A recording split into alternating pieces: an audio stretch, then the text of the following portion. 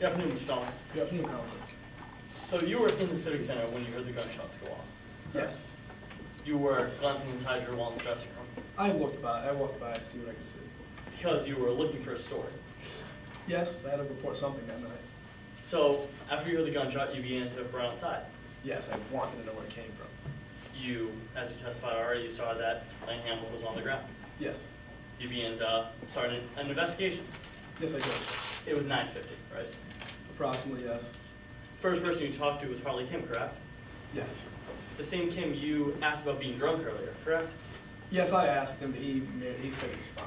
I trust him. Then he explained to you what he saw. Yes, he told me what he saw. He said that he heard the gunshots. Yes. The same as you. You just heard the gunshots. You didn't actually see them.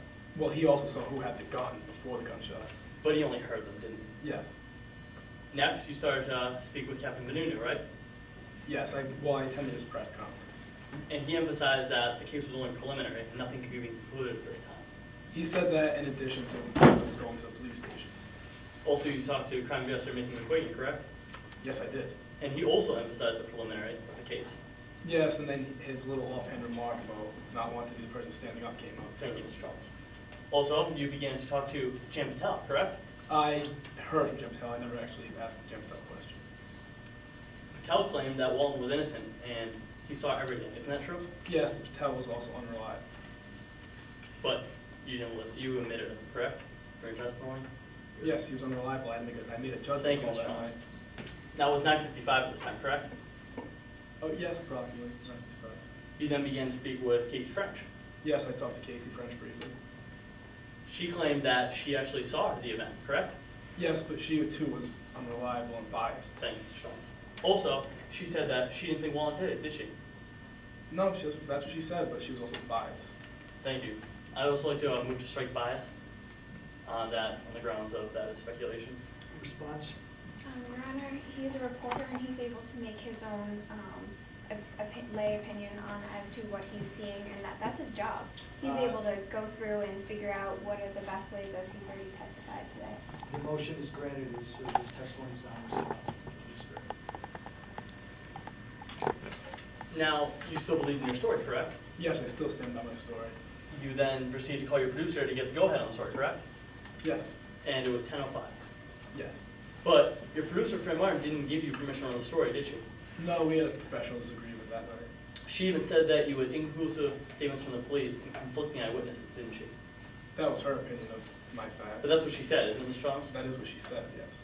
But you still wanted to continue to run the story, right? Yes. Took matters into your hands. No, I called my president. I couldn't just go on without permission. I'm sorry, maybe you misunderstood my question. As soon as you hung up the phone for producer Fran Martin, you decided to make your own decision on the matter, right? No, Kit Berkshire made the decision to run the story. I could not run the story without permission from a higher up. Mr. Thomas, before you talked to Mr. Berkshire. I wanted to run the story that night, obviously. I did my work. But you, after you called producer Fran Martin, decided to make your own decision to call the president, right? Yes, I called the president to get permission. Thank you. And then, from there, you decided, or you got to run the story, right? Yes. The story ran at 10:17. Yes. It began at 9:50, correct, your investigation? Well, 9:45 when I heard the gunshots. I began my interviews at 9:50. It ended at 10:05 as soon as you called your producer Fran Martin, correct? Yes. Your investigation lasted only 15 minutes, isn't that correct? Yes, but I did a thorough job. This was a breaking news story, too. It lasted 15 minutes, correct, Mr. Thomas? Yes. Thank you. No further questions. Redirect? Yes, Your Honor. Briefly. You don't have any time. Okay, yeah, that's smackdown. Sorry. All right.